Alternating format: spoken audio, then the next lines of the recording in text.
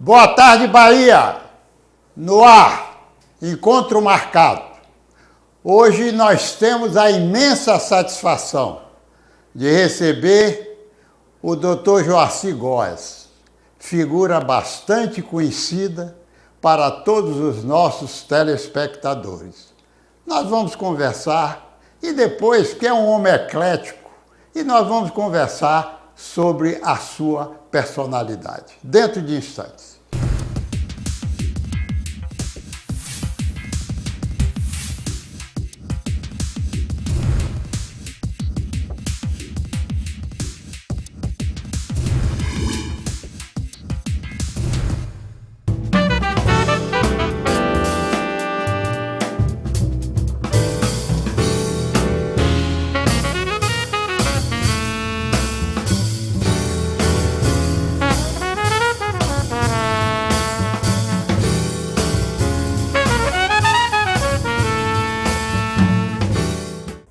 Meu caro Joacy, essa imensa satisfação, como eu disse no introito do nosso programa, você que é um homem eclético, da área do direito, historiador, escritor, detentor da cadeira número 7 da Academia Baiana de Letras, empresário bem-sucedido, jornalista, com todos esses títulos, e maior do que tudo, tenista, que, aliás, várias vezes nos encontramos nos voos para Brasília ou de Brasília para Salvador e marcávamos sempre um encontro lá em Porto Seguro, porque você estava fazendo aquele trabalho elevando o tênis naquela região e que trouxe um desenvolvimento muito grande. Mas hoje nós estamos aqui para bater um papo dentro dessa tranquilidade e eu quero externar a minha alegria. E vamos conversar alguma coisa da sua vida, inclusive parlamentar. Então, nós queríamos, primeiramente, dizer de você, nesse todo cenário que você vivenciou, como é que você sente hoje, você, um homem já, digamos assim, já bem vivido, do que você tem dessa satisfação em sua história? Em primeiro lugar, muito obrigado, meu caro Moreira. É um prazer muito grande estar aqui com você. Se não foi o encontro no tênis, eu acredito até que eu tenha dado um jeito de escapar, porque sei que você é um tenista do maior gabarito. Já, né? Foi. Mas estamos tendo aqui esse encontro, né, muito interessante. Eu diria a você, engraçado, ontem eu estava conversando sobre isso, eu sou uma pessoa que não tenho tudo que eu desejo, né?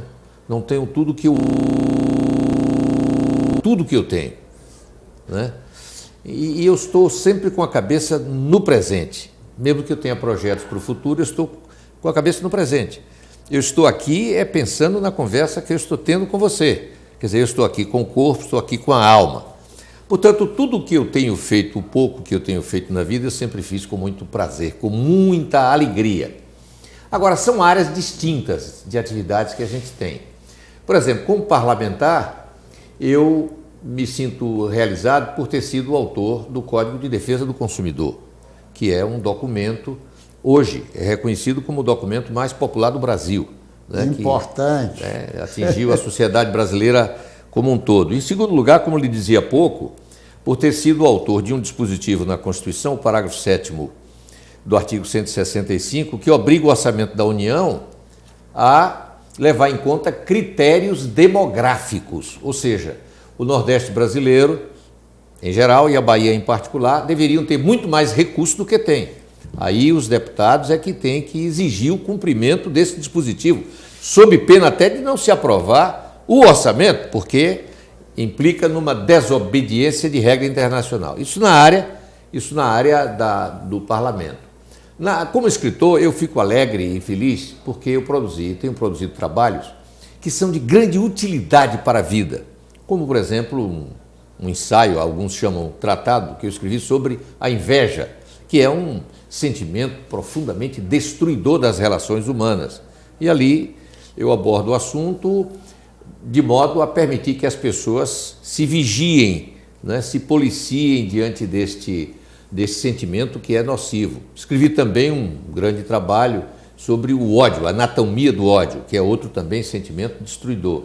Escrevi também, e esse me parece o mais importante do ponto de vista pedagógico da educação, que é um livro sobre a força da vocação, mostrando que os pais deveriam ser mais orientados, os professores também, e o próprio Estado, no sentido de identificar em cada criança as suas propensões naturais, para que elas possam investir na direção daquilo para o qual elas estão mais capacitadas, mais naturalmente habilitadas, de modo que elas possam, no exercício das suas profissões, serem a um só tempo altamente produtivas e muito felizes. Em linhas gerais é isso, além de ter uma família muito bem constituída, uma mulher com quem eu sou muito bem casado, tenho 2 filhos a quem eu amo muito e tenho 2 netos, entendeu, que são a extensão da minha alegria e da minha vida.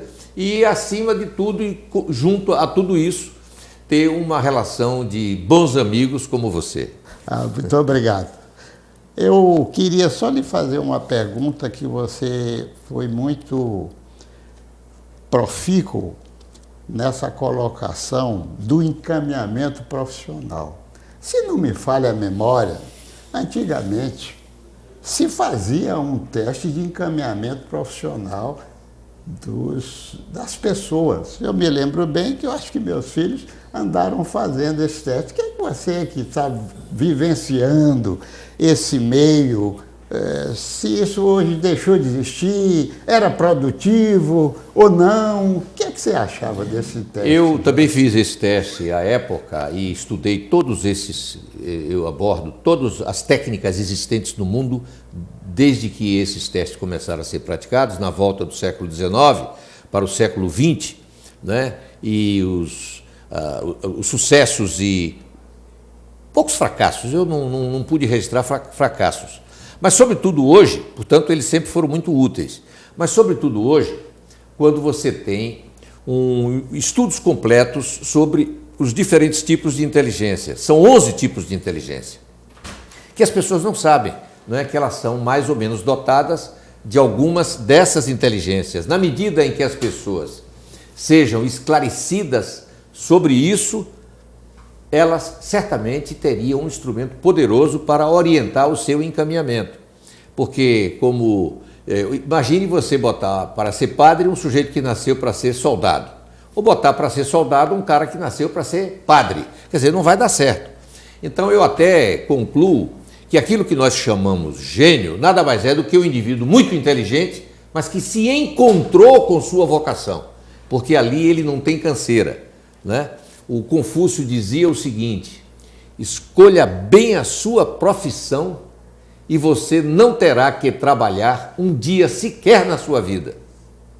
Tudo que você fizer será com muito prazer e você nunca sentirá canseira. Quanto mais você trabalha, mais você gosta do trabalho que você está fazendo. É por isso que você é um grande tenista, né? Porque você gosta de jogar tênis, então você joga com gosto. Agora, me diga uma coisa. Nós que andamos lá pelo Congresso, no seu tempo você foi constituinte e, como tal, marcou um passo muito grande nos encaminhamentos da vida brasileira através da nova Constituição. Me diga, houve muita dificuldade para vocês fazerem uma composição que saísse essa Constituição de 88 dentro daquilo que foi possível? Porque você se recorda que lá sempre tem essa coisa, foi o que se conseguiu. Às vezes não é o que deve ser totalmente, mas é o que se conseguiu. Qual é a sua ideia dessa sua vivência? Como você acaba de dizer, já é velho entendimento que a política é a arte do possível, né? O Congresso, a palavra está dizendo, parlamentares, quer dizer, é para conversar mesmo, para trocar ideias e chegarem a acordo.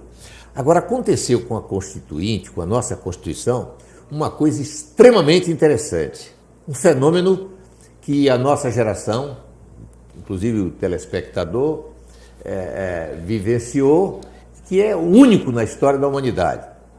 A Constituição, ela foi promulgada em outubro de 88. No ano seguinte, ruiu o Império Soviético. Quer dizer, ninguém sabia que ia ruir o Império Soviético, como se fosse um prédio que é implodido. Sempre uma civilização, um império, passava 200, 300, 400 anos para cair. A União Soviética caiu como um prédio implodido. Então, durante a discussão dos trabalhos constituintes para fazer a Constituição, muitas ideias dos grupos de esquerda foram incorporadas à Constituição e já nasceram velhas essas ideias. É por isso que a Constituição passou a sofrer sucessivas transformações, porque o Brasil é um país tão singular, o Brasil, que ainda tem até partido comunista no Brasil, né? O comunismo já acabou no mundo e aqui, entendeu? A gente ainda tem o Partido Comunista, porque há pessoas que acreditam que o comunismo, que não deu certo em canto nenhum do mundo, não deu certo em Cuba, não deu certo na União Soviética, não deu certo na Albânia, não deu certo na Coreia do Norte, não deu certo na China. A China não tem nada de comunismo, aquilo é nazismo mesmo. Eu conheço bem a China, né? 1 bilhão e 350 milhões de pessoas, estando 950 milhões sob o regime de escravidão total, completa e absoluta. O sujeito não tem permissão de sair de uma cidade para outra, sem autorização, ganhando salários para comer e sobreviver, e 400 a 450 milhões na sociedade de consumo, né? Sociedade de mercado, como os Estados Unidos, como o Brasil, como qualquer lugar. Né? Portanto, não tem nada de comunismo lá na China. Então, essas ideias que impregnaram a nossa Constituição, elas já nasceram velhas, né? E agora, com as reformas, com as alterações, com as emendas, a Constituição está ganhando atualidade. Aliás, você citou um fato muito interessante que eu tive a oportunidade de, num convite aos congressistas, principalmente aquela parte que é ligada à China, coisa que vale, embora eu não fizesse parte propriamente daquela comissão de amigos, né, como lá existe, mas eu fui lá à China e pude realmente comprovar tudo isso que você falou e apenas acrescentar. Eu, por exemplo, pude observar em cidades como o que eles chamam lá de Beijing, que é Pequim, não é? E outras tantas, a movimentação de construções de uma quantidade de empresas estrangeiras. É uma coisa fantástica, né? Não é? E você sabe que só em Xangai, só na cidade de Xangai, tinha em operação metade dos guindastes existentes no mundo. Calcule o que é isso. Isso é uma coisa inacreditável. Parecia uma coisa impossível de você imaginar. Uma transformação impressionante. Né? É verdade. Agora você imagine o que é um povo com uma tradição multimilenária, como é o povo chinês, com um detalhe interessante, Moreira, muito interessante, que as pessoas não sabem. Durante 2000 anos, entre o século V a.C. até o século XV d.C., durante 2000 anos, a China teve a liderança da qualidade de vida no mundo. 2000 anos. Portanto, aquilo ali é aquela tradição impregnada naquele povo. Na hora que eles resolveram abandonar o comunismo, que abandonaram, e resolveram entrar no sistema capitalista de produção, está acontecendo o que está acontecendo. A China já é o segundo país em PIB do mundo, em Produto Nacional Bruto, e a estimativa é que ultrapasse dentro de 10 anos os Estados Unidos. E você veja, por exemplo, que a área rural é aquela que sofre mais nessas restrições que você por aí disse. Não é verdade? Você completamente. Porque nós tivemos a oportunidade de conhecermos a China, quer dizer, digamos assim, por amostragem, Claro, né? claro. Da fronteira com a Rússia até Hong Kong. Que a coisa especial, porque eles souberam inteligentemente de preservar Hong Kong. Claro. Para lhe ensinar, e na liderança do capitalismo, sobretudo financeiro do mundo, né? Deixaram com os ingleses durante um tempo imenso, e hoje Hong Kong, que é um modelo de desenvolvimento e etc., é chinês. Aliás, você me fez lembrar o seguinte: nós fomos acompanhados durante toda essa trajetória por uma comitiva, digamos assim, não sei bem o termo próprio, mas do Ministério Exterior da China. Pois bem, quando chegamos em Shenzhen, que é aquela última cidade próxima a Hong Kong, Claro. eles nos acompanharam até uma fronteira entre os dois. Porque, me parece, você que é um homem mais ligado a essa parte histórica, é que se não houvesse esse impedimento, pela afluência daquela população, é isso aí. Hong Kong contaminaria a vida de Hong Kong. Exatamente. Exatamente. Por exemplo, só para dentro disso que você está dizendo, Xangai, que é uma cidade mais ou menos, a população do tamanho de São Paulo, a região metropolitana de São Paulo, por coincidência, tem o mesmo tamanho de Xangai, 23 milhões de habitantes. Um espetáculo de cidade, uma coisa louca. Aí eu fui procurar saber e verifiquei o seguinte: em Xangai, você só pode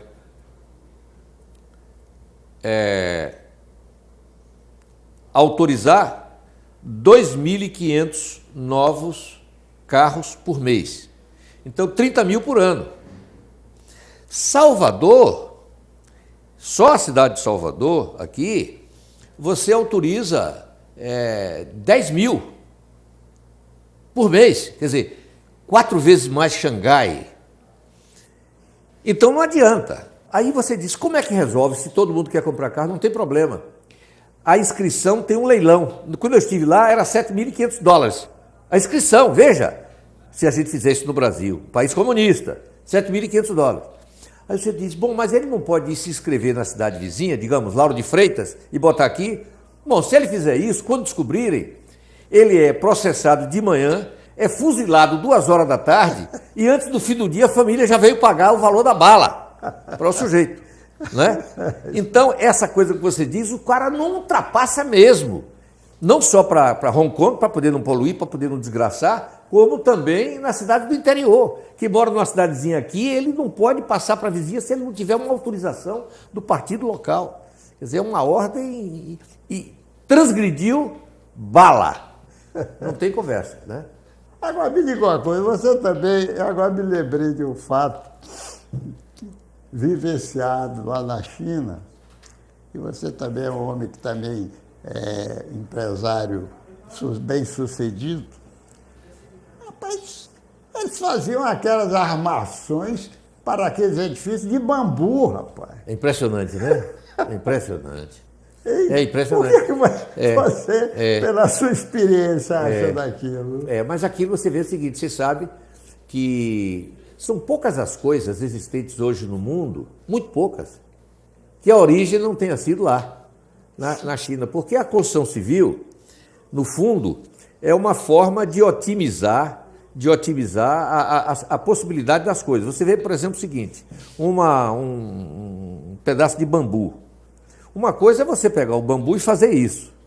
A outra coisa é você botar o bambu em pé e veja a capacidade que ele tem de pegar o peso em cima. Não é isso mesmo? Você pode tomar até com um palito de fósforo. O palito de fósforo você quebra com facilidade. Mas se você botar o palito de fósforo em pé, você bota um peso de um livro em cima. Você bota 4 palitos em pé e bota 10 livros em cima e ele sustenta. Então, eles são especialistas, né, nessa otimização das coisas. Tanto é, em todos os domínios. Você vê o seguinte, a culinária chinesa é a mais rica do mundo, são 10 mil pratos. Só que aqui no Brasil a gente morre de fome, cercado de riqueza alimentar por todos os lados. 80% da vegetação brasileira serve de alimento humano. Só que a gente não tem pesquisa para isso.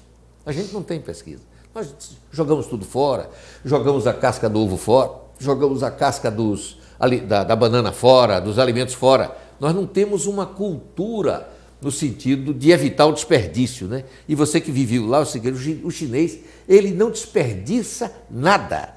Não desperdiça nem os dejetos humanos, né? É verdade. Que servem de adubo e etc, etc. Fazer o quê? É isso aí.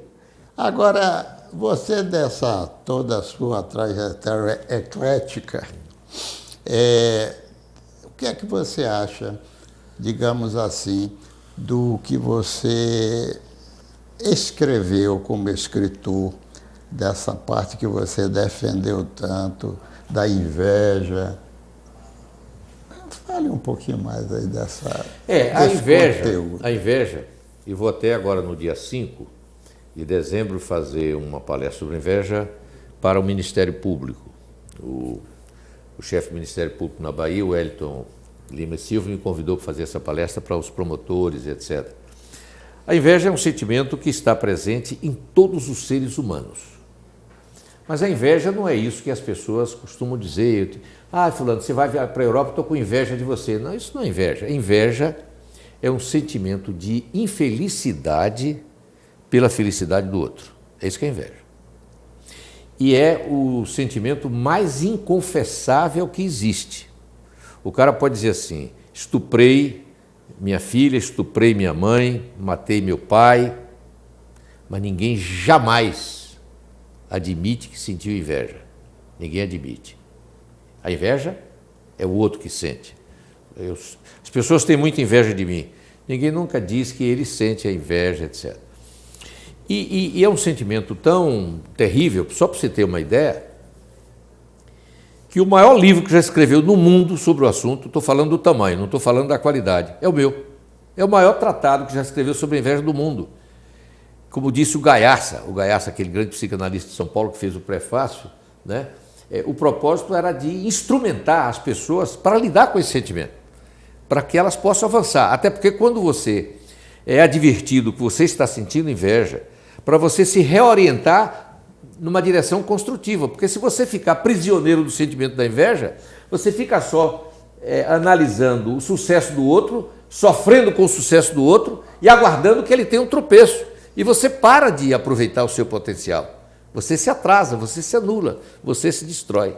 Portanto, eu acho que esse era um sentimento que deveria ser, por exemplo, discutido na escola, entendeu? E não fazer o que todo mundo faz, uma espécie de omertá siciliana em relação a ele. Ninguém fala: respeite a minha inveja assim como eu respeito a sua. E tudo fica como Dantes no quartel de Abrantes. Essas suas colocações foram fabulosas, e mesmo porque elas são muito instrutivas, né? Para que cada um possa tirar a dedução desse fato e constituir a sua personalidade, claro, nesse valor. Agora me diga uma coisa, agora como é que você está? Qual é a parte hoje que você está se dedicando mais para o seu lazer e o seu trabalho? Bom, no meu trabalho hoje eu estou muito concentrado na produção de energia na Amazônia. A minha atividade é essa. Aqui na Bahia eu tive que refazer minha atividade empresarial porque eu fui muito perseguido pelo Antônio Carlos Magalhães, como todo mundo sabe, né? Aquela perseguição tremenda, né? Era uma pessoa, ele está acertado lá no alto, mas foi um político muito pernicioso, né? Muito perseguidor. E eu, como sempre, achei que deveríamos, como diz até a religião, diz: tu não sabes agora, mas saberás depois. Então não adianta você ficar reclamando o que está acontecendo. Eu procurei novas oportunidades e hoje somos produtores de energia na Amazônia, particularmente no estado de Rondônia, onde temos uma grande atividade. Hoje é a maior usina em operação. Em Rondônia é nossa. E essa usina é termoelétrica? Não, essa é hidráulica mesmo, hidrelétrica, hidrelétrica. Rondon 2, é uma beleza. O lago que nós fizemos é uma maravilha. É o local que eu mais sinto prazer de estar. É um lago de 25 km de comprimento, por 3 km de largura, entendeu? E ali dentro você vê jacarés, você vê capivaras, você vê sucuris e etc. É um espetáculo, né? É uma coisa louca. O clima é maravilhoso, é muito agradável. Eu adoro mesmo ficar ali na Amazônia. É o local, assim, eu tenho aqui minha família, os amigos, essa coisa toda, mas cada vez mais eu estou indo para lá. E um detalhe, estou mandando construir. Você imagine que não tem uma casa a menos de 30 quilômetros da usina. Não tem uma casa, a não ser as nossas lá. E eu estou mandando construir uma quadra de tênis. Eu vou levar lá. E a gente bota a vigia, porque enquanto você está jogando ali, uma onça pode aparecer para querer jogar tênis com a gente. Essa está muito boa. Agora me diga uma coisa, você falando disso, dessas hidroelétricas agora que estão sendo contestadas lá, o que você acha disso? Olha, repare só, esse assunto modéstia à parte, eu conheço bastante esse assunto. O grande mal do Brasil, a tragédia do Brasil é a corrupção. Há térmicas no Brasil por causa da corrupção. A manutenção das térmicas dando dinheiro a funcionário público. Eu tenho um projeto que acaba com as térmicas todas. E tenho um projeto que evita essa discussão, que seria o projeto de você fazer biomassa, utilizando apenas os 20% do Código Florestal na região da Amazônia. Porque a região da Amazônia, à exceção do Mato Grosso, mas particularmente o estado do Pará, o estado do Amazonas, que é o maior de todos, o próprio Acre, o estado de Rondônia, né? Uma parte do Mato Grosso, uma boa parte do Maranhão, o Amapá, esses estados, né? Roraima, esses estados, o solo não é adequado para a agricultura. Por exemplo, seria muito mais interessante que todos os alimentos desses estados fossem importados. E você redirecionasse, por exemplo, as populações para trabalhar ganhando muito mais dinheiro, sendo muito mais produtiva, todo mundo muito mais feliz, produzindo madeira. Não é retirando a madeira da floresta, não. Produzindo madeira porque aquele solo é para madeira. E o resíduo da madeira você utilizar na biomassa, e com essa biomassa você alimentar o Brasil completamente e dando plenitude de mão de obra para o pessoal. Eu já fiz essa exposição para a ANEEL, o órgão regulador, com toda a diretoria, já fiz exposição para a Eletrobras desse assunto. Estou pensando até escrever um livro a esse respeito. Mas, infelizmente, essa safadagem no poder público, que a gente está vendo a cada hora aí, denúncias, etc., entendeu? Para fazer coisa séria, tem que pagar comissão, safadagem, etc. Isso é que está acabando com o Brasil. Isso é que está criando dificuldades para o Brasil. Você tem os projetos sérios, se você não molhar a mão, o projeto não caminha. Entendeu? Entendi. E eu, nessa altura da minha vida, estou aqui, aliás, sempre disse, quando era mais moço, quanto mais agora. É para dizer, e as pessoas dizem, não, você tem que provar isso, vou lhe processar, vá lá, então vamos lá. Agora, só para encerrar, porque infelizmente às vezes os tempos nossos são escassos,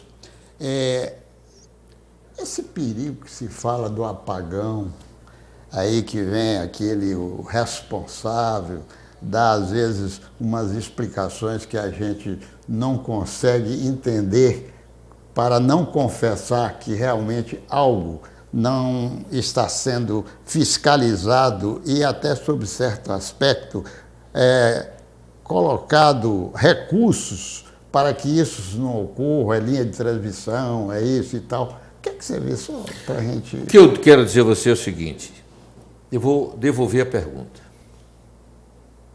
Me dê um exemplo de uma atividade econômica conduzida pelo governo em que não haja uma de duas coisas, quando não as duas coisas. Um altíssimo custo de produção e uma baixa qualidade de produção. Percebeu? O Estado é mau produtor. O Estado alimenta vícios. No Estado não cresce quem tem mais mérito. No Estado só avança quem tem alto QI, ou seja, quem indica. Essa que é a tragédia. O aparelhamento do Estado com os afiliados políticos. É isso que está na matriz dos problemas. Entendeu? E então, a coisa acontece e aí vão procurar as explicações, etc, etc. Agora tem aí uma coisa que a presidente Dilma, ela pode se machucar. E agora mesmo está grande discussão. Os jornais de anteontem, ontem, as pessoas estão vendo que não é possível. Querer produzir, na hora de fazer a repactuação com as concessionárias, estabelecer uma taxa de remuneração pela energia que ninguém tem interesse. Então isso é igual, você se lembra, antigamente, vamos congelar os aluguéis, vamos congelar, aí congelava o aluguel. O que é que acontecia? Ninguém apresentava um imóvel novo para aluguel. Dentro de algum tempo faltava a oferta de imóveis para aluguel e o aluguel ia lá para as alturas, percebeu? Então é isso, são coisas que o mundo já ensinou, as experiências já foram feitas. O Estado tem que regular e a partir do mérito e deixar o setor privado fazer o seu papel de produzir. O mundo inteiro é a comprovação de que é assim que funciona. Por exemplo, a China, hoje, o Estado praticamente não está produzindo mais, cada dia ele vai saindo. Você chega na China hoje, quer fazer o negócio, o Estado diz, olha, é você que manda, eu sou sócio 50%, você é que manda. E aí você vai, o Estado fica sócio. Mas você é que faz, você é que dá sequência. Portanto, se a gente observar isso, há uma ala no governo que acha que devemos fazer estatização. Se nós voltarmos ao passado, a gente vai dar com os burros na água. É verdade. Aliás, essa coisa está sendo discutida, né? Porque está se vendo esse chamamento, digamos assim, dessas empresas fortes do Brasil para que entrem, mas parece que a coisa não está tão explícita para que alguém se lance agora dentro mesmo, dessa... Tem um leilão que fizeram agora para dezembro, de energia, com esse preço que colocaram, ninguém se inscreveu.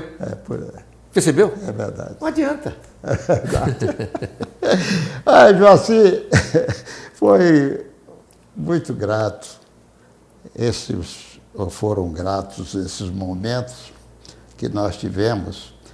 E eu até queria, se você me permite, numa outra oportunidade, lhe convidar novamente para a gente adentrar em vários problemas que foram apenas enunciados e que a gente pudesse ter uma ideia que pudesse fluir para todos os nossos telespectadores para o futuro, um outro convite à sua pessoa. E, no momento, é lhe agradecer por essa oportunidade que você teve em vir aqui conosco no Canal 9 para que detalhasse todas essas coisas que nós conversamos e que talvez no futuro a gente possa dissecá-las melhor. Mas o meu agradecimento é muito grande pela sua presença. Foi um grande prazer estar aqui com você e voltarei quantas vezes você me convocar. Tá bom. Muito obrigado, viu?